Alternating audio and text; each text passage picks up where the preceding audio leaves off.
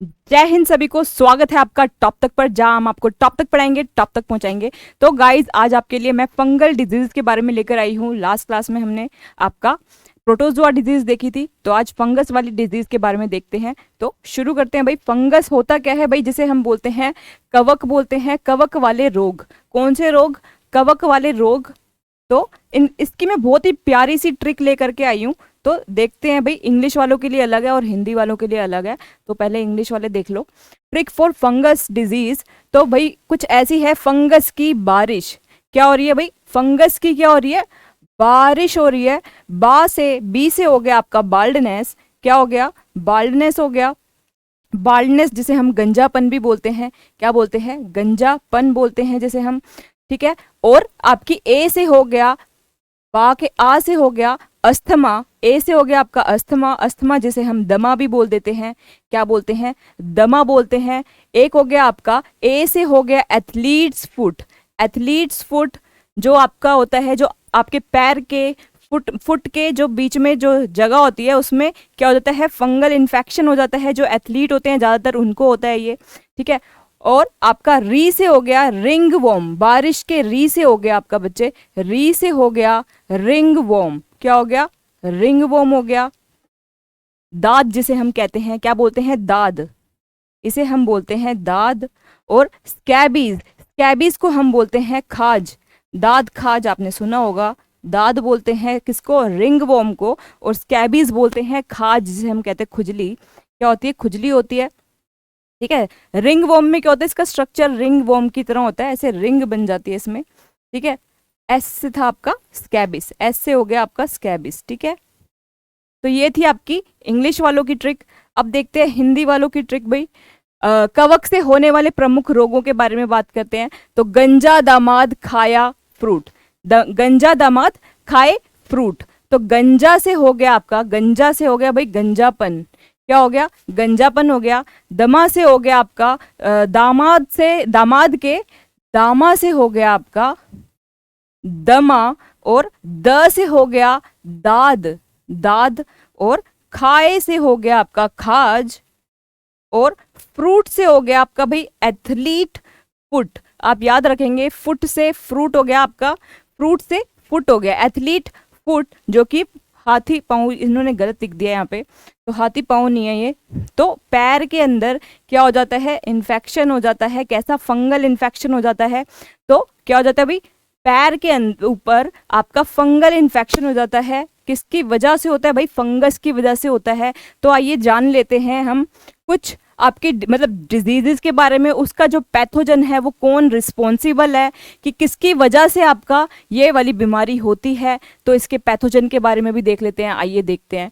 गंजापन जिसे हम बाल्डनेस भी बोल देते हैं, तो ये किस फुफुंद की वजह से होती है भाई? टीनिया कैपिटस नाम की एक फंगस होती है। तो इसकी वजह से क्या होता है? हमारे गंजापन होता है, बाल झड़ने लगते हैं, सर में हो जाता है आपके। ज़्यादातर ये हेड में होता है, सिर में होता है।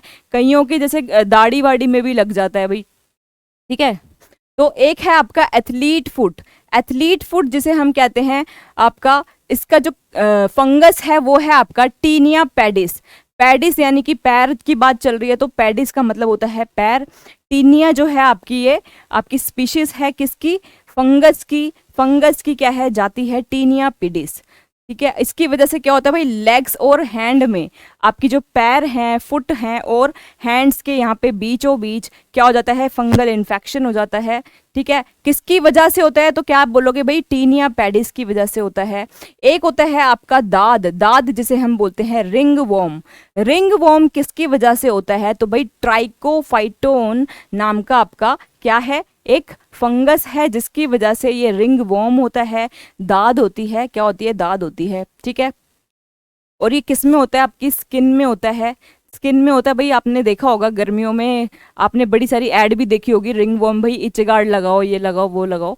तो ये रिंग वॉर्म है। ठीक है। किसकी वजह से होता है? गंदे मतलब पसीने वसीने की वजह से, ऐसी वजह से ये आपके फंगस लग जाता है। खुजली, खुजली यानी कि स्केबीज है।